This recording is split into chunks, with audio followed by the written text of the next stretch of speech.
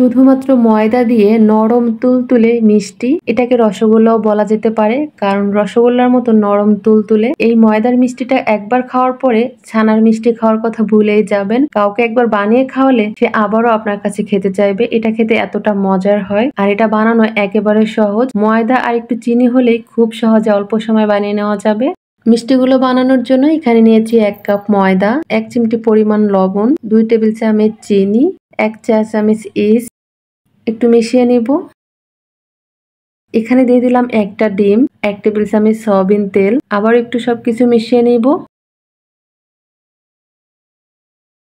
ভালো করে মিশিয়ে নেওয়ার পরে এখানে নিয়েছি নরমাল পানি, অল্প অল্প পানি দিয়ে মেখে নিব। এখানে খুবই অল্প পরিমাণ পানি লাগবে। পানিটা দিয়ে একটু ভালো করে মথে নিব।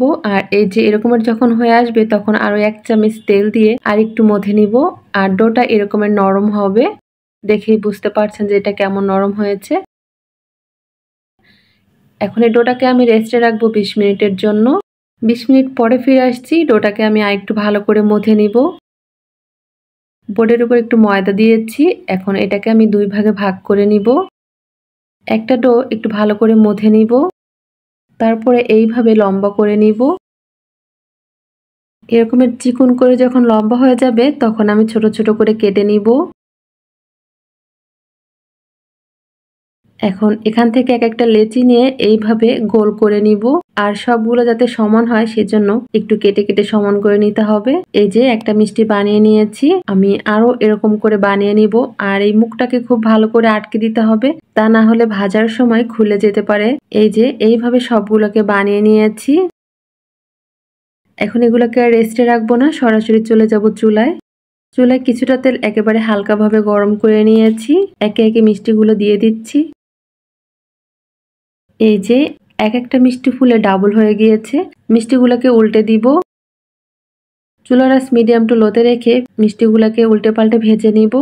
এই তো যখন পছন্দ মতো কালার চলে আসবে তখন চুলার উপর থেকে নামিয়ে নিব।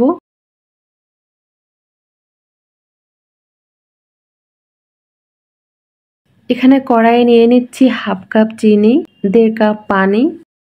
এখন এগুলাকে আমি জাল করে নিব। আর একটা শিরা তৈরি করে নিব। এই শিরাটা অনেক বেশি ঘন করব না। রসগোল্লার যেরকম পাতলা শিরা থাকে সেরকম পাতলাই বানাতে হবে এটাও। এই তো এটা রেডি। এখন এই শিরাটাকে একটু হালকা ঠান্ডা করে নিব আর তারপরে ভেজে রাখা মিষ্টিগুলো দিয়ে দিব। মিষ্টিগুলো দিয়ে এগুলোকে আমি 30 মিনিটের জন্য ঢেকে রাখবো। আর একটু পর পর এইভাবে কড়াইটাকে নেড়ে চেড়ে দিব।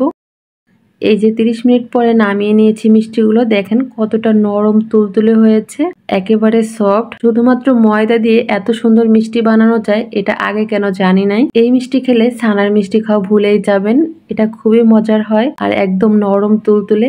এই মিষ্টি কাউকে বানিয়ে খাওয়ালে সে আবারও আপনার কাছে খেতে চাইবে। রেসিপি ভালো লাগলে অবশ্যই একবার তৈরি করবেন। আশা করি সবার কাছে পছন্দ হবে।